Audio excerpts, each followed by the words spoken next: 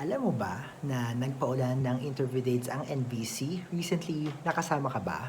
If current ka na and naghihintay ka ng interview date mo and ang status ng case mo is at NVC, gawin mo itong dalawang to. Una, pupunta ka sa website na ito and then magpo-public inquiry ka.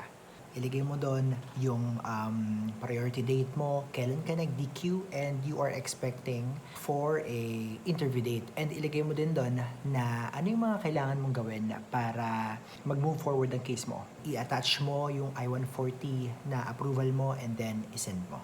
Paghintay ka ng 1 to 2 days, pag walang respond yan, ito naman ang gawin mo. Mag-email ka sa NVC Expedite and sasabihin mo doon na current ka na, nasubmit mo na lahat ng documents mo, kung kailan mo yun, i-state mo doon, DQ ka na ng anong date, ilagay mo na rin na may visa screen ka na rin.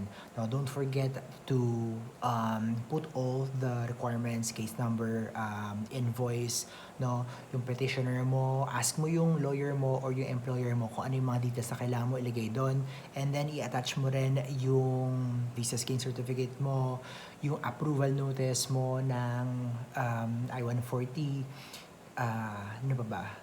Basta ako kasi yun lang nilagay ko, no? And then, ayun na, padala mo na. Usually kasi ma-approve din no? Kasi nakita ko, ang daming na-approve na, pero meron pa rin hindi. And I think isa sa mga pinagbabasihan nila ngayon is kung matagal ka ng documents qualified. Nakita ko yun yung mga binibigyan nila ng interview for next month.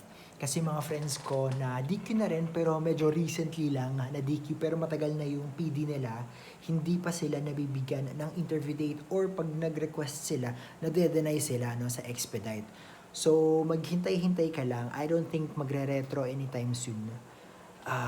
Kasi ang dami nabibigyan ng interview date.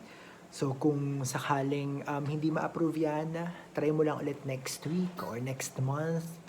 I think no, mag-move forward lang ang priority dates in the next few months, and kung hindi ka man ma-approve, darating yon, hinay lang kasi malapit na ang oras mo. Good luck